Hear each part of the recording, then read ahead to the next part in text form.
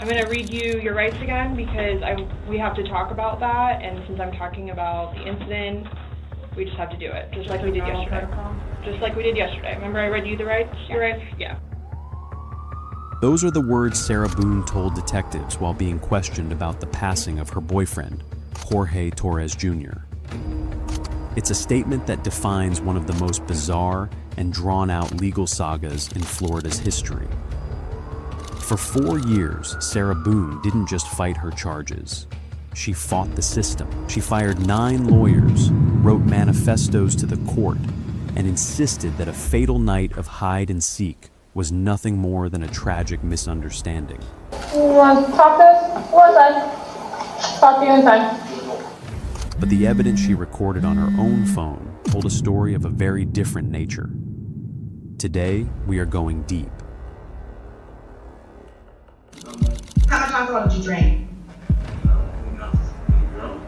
You're slurring your words. You're sleeping up against the door right now. All the time. Heartache and pain is what you cause me. Heartache and pain. Keep going. And I dare you. I dare you.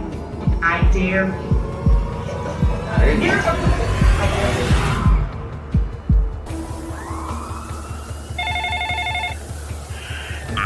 What's the emergency, please? From the initial 911 call to the psychological breakdown of her police interview, and finally, the 2024 verdict that changed everything. This is a comprehensive look at the case that proved sometimes the most dangerous witness is the one holding the camera. 911, what's your emergency? February 24th, 2020, 1:01 p.m. Sarah Boone places a call that would set a 4-year clock in motion. Listen to her tone. It's breathless, but pay attention to the details she chooses to emphasize. Tell me exactly what happened there. My boyfriend and I were playing last night, and I put him in his case and we were playing, and like kind of hide and seek kind of thing. So I fell asleep and I woke up and he was dead in the suitcase. So I don't know what happened. When officers arrive at the Winter Park apartment, they find a scene that feels almost surreal. A blue spinner suitcase sitting in the middle of the floor. Inside, the unresponsive body of 42-year-old Jorge Torres.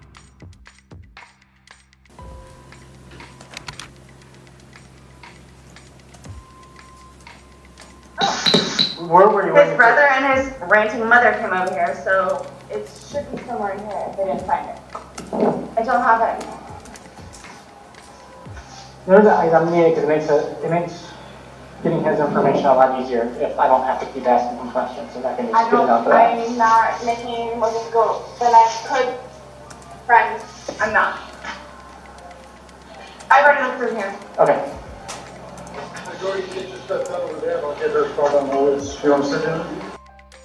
On the body cam, Sarah is remarkably talkative.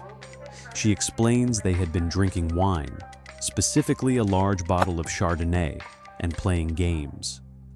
She tells the officers, "It was funny, we were laughing." She claims she went upstairs, assuming Jorge would get out himself, and simply forgot about him. But for the investigators, something didn't add up. Jorge was a grown man. Why wouldn't he just unzip the bag? Why was there no sign of a struggle from the outside? The answer was waiting in Sarah's pocket. Get her started on always. You want to sit down in here? Is that right? Okay. Mom! Don't leave! Come on, let me call you here. Let's get this done. Sit down at the table and let's get your statements filled out. He didn't believe I would ever do it.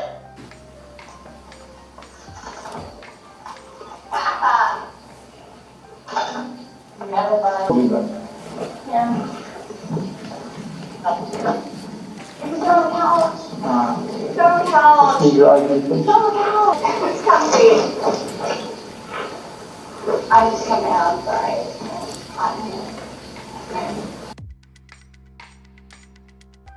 February 25th. Sarah arrives at the Orange County Sheriff's Office. At this point, she isn't under arrest. She believes she is there to clear up a misunderstanding. So, so he's got scratch marks to his back. I know what that's from. Okay. And it's called a contusion. Do you know what a contusion is? So like basically you're getting hit and then you get a mark from it. You'll get bruising. The detectives start slow. They let her tell the hide-and-seek story again. This is a tactical move. They want her on record with a lie before they reveal what they found. Then, the vibe in the room shifts. The lead detective pulls out a tablet. They've recovered 2 videos from the previous night. One recorded at 11:12 p.m., another shortly after. In these 2 videos, the hide-and-seek game is revealed to be something much darker. You hear Jorge begging to be let out. You hear him saying he can't breathe. And most importantly, you hear Sarah's response. I continuously throw up. I don't sleep. I don't want to see it, if that's okay. Well, it's on your phone, and you can either explain it or we take it for what it is. Yeah. We're just trying to give you the opportunity to tell us what's going on. That's it. It's that long? 2 minutes.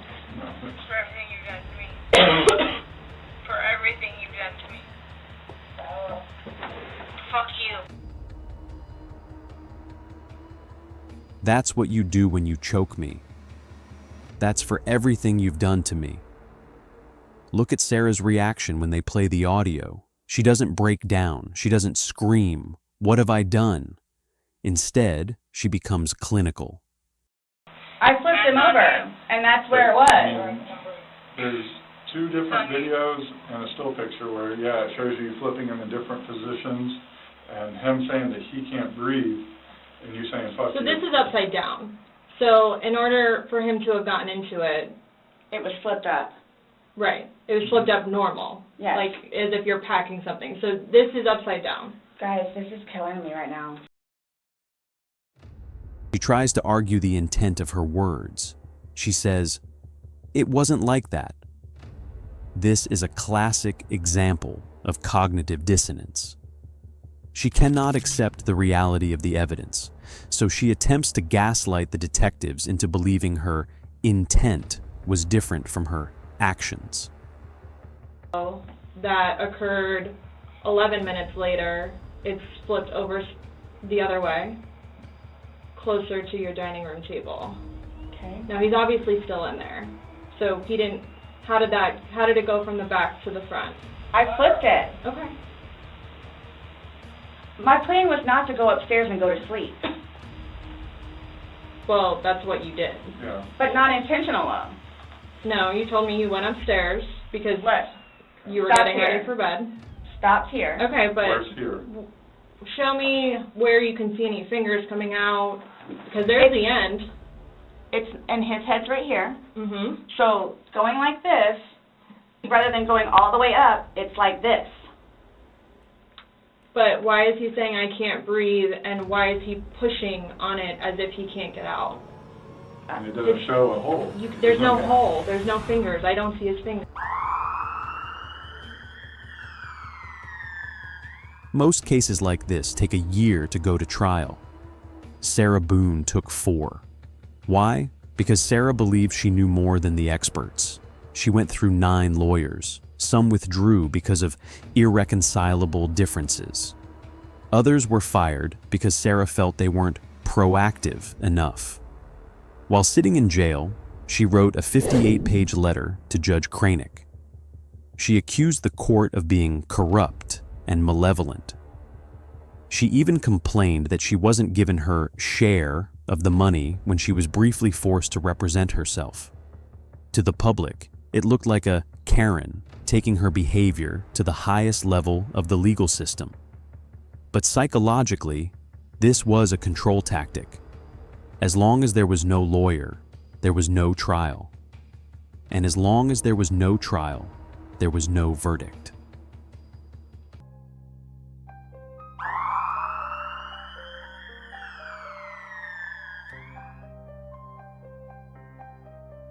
October 2024, the delay ended. Her ninth lawyer, James Owens, presented a defense of battered woman syndrome. They argued that years of mutual domestic violence had caused Sarah to act in a dissociative state. I don't know. I tried calling him to ask him to leave if he's not already. So I have my 8-year-old that I'm trying to watch out for right now. So I'm not really sure what I'm supposed to be doing. I just want to go home. But the prosecution was ready. They brought in neighbors who heard them arguing almost daily. They brought in medical experts who noted Sarah's narcissistic traits. And finally, Sarah took the stand. It was a gamble that didn't pay off. She admitted to hitting the suitcase with a bat because she was scared he would get out. That entire time? Yes. Okay. And where did you go to high school here locally? I did. Where did you go to high school? Edgewater. Okay. And tell the jury, how old were you when you graduated? I was 18 years old. Now, I know you lost your mother and father. Overruled. I know you lost your mother and father in your teens and in your 20s. Is that true? The jury saw a woman who wasn't in a haze. They saw a woman who was in total control of a terrifying situation. On October 25th, 2024, the jury deliberated for less than 2 hours. The verdict? Guilty of second-degree murder. On December 2nd, the judge closed the book on the Sarah Boone saga. No more letters, no more lawyers, just a sentence of life in prison without the possibility of parole. The case of Sarah Boone is a tragic study of how domestic toxicity can escalate into a nightmare. It reminds us that every action has a digital footprint, and in the end, the truth is often found in the silence of a closed suitcase. What do you think about Sarah's defense? Was the life sentence just? Or did the system fail to account for the history of their relationship? Let us know in the comments. If you found this breakdown insightful, hit the like button and subscribe to Patrol to Verdict. We cover the cases that define the modern courtroom. Thanks for watching.